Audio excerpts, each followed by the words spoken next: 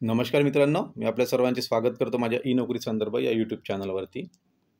तर ज्या प्रकारे तुम्ही थंबनेलमध्ये बघताय, या व्हिडिओमध्ये आपण जिल्हा परिषदेमधील जे काही पेंडिंग ग्रामसेवक आणि आरोग्यसेवकचे डी-व्हीची प्रोसेस काही पेंडिंग आहे आणि नियुक्त्याबद्दल काय इन्फॉर्मेशन आहे, ही संपूर्ण माहिती आपल्याला इथे या व्हिडिओमध्ये कव्हर करणार आहोत।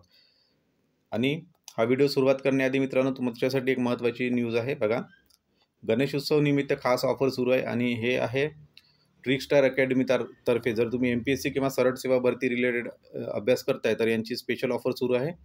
आणि इतर बाकी जे काही डिटेल्स आहेत तुम्ही या टेलिग्रामवरती कॉन्टॅक्ट करून किंवा आपला ॲप्लिकेशन इथे डाउनलोड करू शकता। या ॲप्लिकेशनच्या माध्यमातून तुम्हाला संपूर्ण माहिती इथे मिळेल बघा। प्रत्येक विषय फक्त 29 रुपीजमध्ये अवेलेबल आहे आणि ही ॲप तुम्ही प्ले स्टोअरवरून डाउनलोड करू शकता। फर्दर काही इन्फॉर्मेशन पाहिजे असेल तर आपण टेलिग्रामवरती पण याची जाहिरात टाकली आहे, तिथून तुम्ही कॉन्टॅक्ट नंबर घेऊन डायरेक्ट इथे तुम्ही कॉल करू शकता। तर खूप चांगला कोर्स आहे मित्रांनो। एकदा तुम्हाला जर सरळ सेवेमध्ये किंवा एम-पी-एस-सी रिलेटेड अभ्यास करत असाल तुम्ही तर एकदा अवश्य ट्राय करा। तर चला आपण समोर जाऊया आता। तर आपला महत्त्वाचा मुद्दा हाच आहे मित्रांनो बघा। आता जिल्हा परिषदेचं काय झालेलं आहे, आपल्याला माहिती आहे की आरोग्यसेवकचे काही पोस्टच्या डी-व्ही झालेल्या आहेत। ओके, याची पण डी-व्ही झालेली आहे आणि नियुक्त्या पेंडिंग आहेत। त्याच्यानंतर नेक्स्ट आहे ग्रामसेवक। ग्रामसेवकबद्दल असा विषय आहे की ग्रामसेवकचे अजूनही नॉन पेसा क्षेत्रातील निकाल आलेले नाही।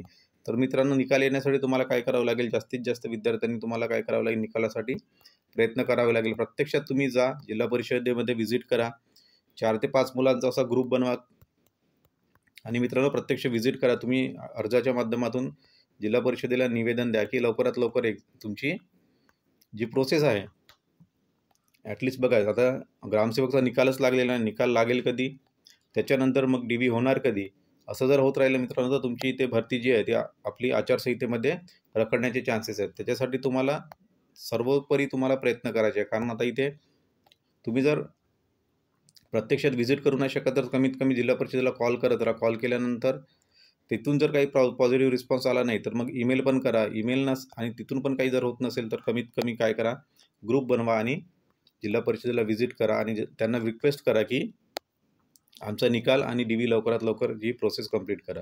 ही दोन्ही पोस्टबद्दल बोलतो मी, फक्त आरोग्यसेवक नाही तर ग्रामसेवकबद्दल पण, कारण ग्रामसेवकाचे अजून पण निकाल आले नाही। पण जर आपण बघितलं तर 1-2 दिवसाआधीच आपल्याला जिल्हा परिषद नागपूर मार्फत ही फायनल सिलेक्शन लिस्ट आलेली आहे। तर ती पण मी तुम्हाला दाखवतो बघा।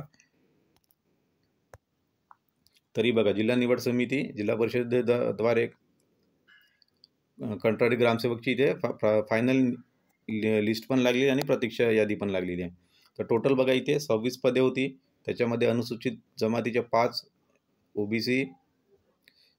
ओबीसीची इथे 2 पदे आणि इतर सर्व आरक्षण निहाय तुम्ही इथे पदे बघू शकता। खुले ओपनचे 2 पदे होती। त्याच्यानुसार कट ऑफनुसार इथे सर्व लिस्ट लावली आहे यांनी आणि जे विद्यार्थी सिलेक्ट आहेत त्यांच्यासमोर निवड असं लिहिलेलं आहे आणि जे विद्यार्थी वेटिंगमध्ये आहेत त्यांच्यासमोर प्रतीक्षा असा सर्व नंबर दिलेला आहे। तर ही लिस्ट बघून घ्या।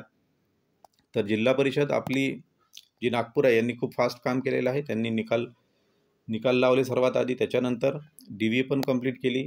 आरोग्यसेवकची पण यांची डी-व्ही झालेली आहे आणि येणाऱ्या काही दिवसामध्ये आरोग्यसेवकची पण इथे सिलेक्शन लिस्ट लागून जाईल।